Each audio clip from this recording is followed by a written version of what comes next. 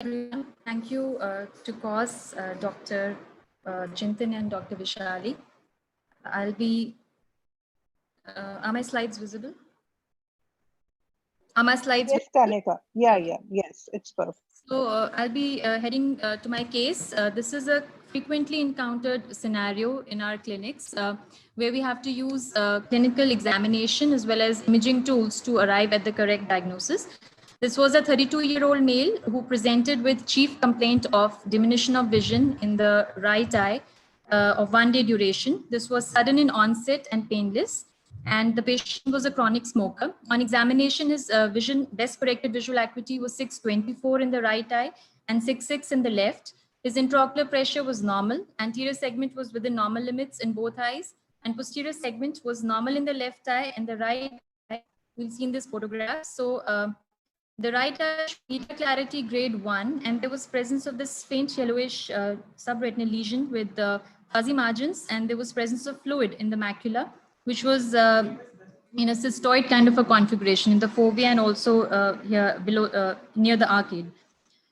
And at the outset, just felt that this could be fibrinous CSC until we looked into other imaging modalities. So this is a EDI OCT scan passing through the inferior part of the macula. And here we can appreciate the choroid appears to be thickened, and there is this area of nearly homogeneous hyporeflective oval lesion in the stroma, and there's presence of subretinal fluid.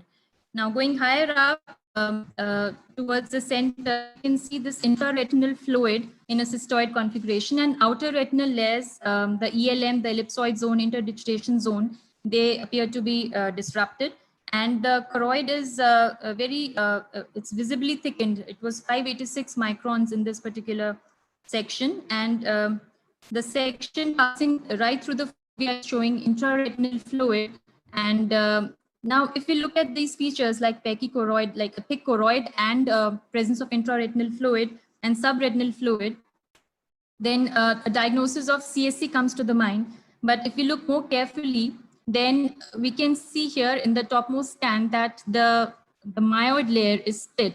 So if you see here, the ELM and the inner segment myoid is forming the roof of this cystoid collection of fluid, and the floor of this cystoid collection of fluid is made up by the disrupted ellipsoid zone and the interdigitation zone. So this is known as basilarity layer detachment, and it has been a recently described entity in certain inflammatory pathologies such as posterior scleritis and VKH. And so we went ahead and we did FFA, which showed presence of a hypofluorescent lesion in the macula, which is more clearly appreciated in the arteriovenous phase. And in the later phases, late venous phase, we can see that the lesion becomes less hypofluorescent with surrounding hyperfluorescence. And in the recirculation phase, we can see multiple pockets of pooling of the dye. So there was no focal leaking point or any expanding dot or a smokestack pattern, which we expect to see in a case of CSC. We then did a ICGA, and which showed presence of these hypofluorescent lesions, multiple lesions we can appreciate in the macula, which remained hypofluorescent in the late phase as well. Again, there was no focal or diffuse hypersenescence or hyperfluorescence, which should be there in a case of CSC. So what were the points in favor of CSC in this case? A pachychoroid, a thick choroid on OCT, subretinal fluid on OCT, and pooling of dye, which was seen in the late phase of FFA. ICJ did show a large vessel, but that is not a very specific sign.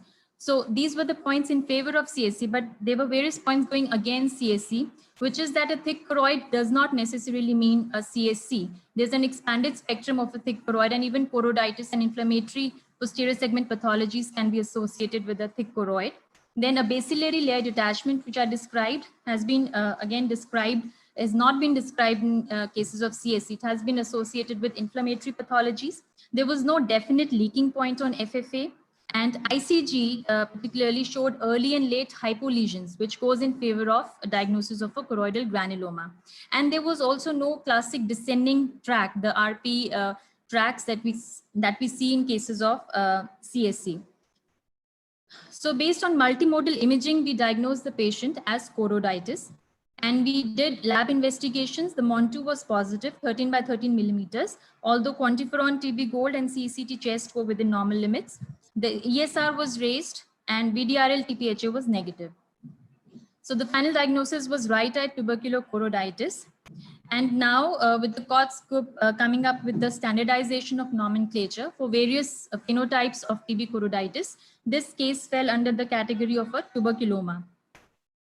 So we had a recent publication on tubercular choroidal granuloma showing bacillary layer detachment on OCT. So this is a good sign to look for if you're trying to differentiate an inflammatory pathology from a non-inflammatory pathology. So as far as treatment is concerned, he was started. Now this patient had one immunological test positive. The radiological test was negative. So based on the COTS guidelines, this case fell under the category of a moderate consensus to start ATT. Now, when we started the patient on oral steroids, he showed a very good response, a very early response, and lesions started healing very fast. So we did not start ATT for this patient, and all lesions, they healed within a month, and his visual acuity was restored to 6.6. So this is in February 2018, 1 month after starting oral steroids. Now the disease remained quiescent for 2 years. And again in Jan 2020, he presented with diminution of vision in his right eye. Vision had again dropped to 624. The anterior segment was quiet and posterior segment showed this yellowish subretinal lesion. This is kind of a multilobulated lesion in the macula, and there was presence of fluid clinically. And on OCT, we can appreciate this choroidal bulge, this RP elevation, along with presence of this homogeneous hyporeflective oval looking lesion in the choroidal stroma, which is characteristic of a choroidal granuloma. And there is presence of subretinal fluid. So at this stage, we did a combined FA-ICG, which shows a hypofluorescent lesion on FFA, and the ICG is better showing the hypofluorescence. It's more clearly defined in the ICG. And in the later phases, the lesion can be seen as a multilobulated hypo lesion on ICG, and the FFA is showing subsequent, the lesion subsequently becoming isofluorescent and hypofluorescent. So this is the late phase of FA and ICG for this choroidal granuloma. So the patient was planned for left eye injection of ranibizumab, followed by oral steroids and ATT. Ranibizumab, as we know, is a useful adjunct to systemic therapy in patients with choroidal granulomas. And there have been publications by Dr. Rima ma'am on this particular topic. So 3 weeks after intravitreal ranibizumab and ATT and steroids, the patient's visual acuity returned to 6.6. His foveal contour normalized, and we can see the granuloma has disappeared. And the patient has now completed follow-up of 6 months after starting ATT. He's on 2-drug ATT now, and he's maintaining visual acuity of 6.6, and he's off oral steroids. So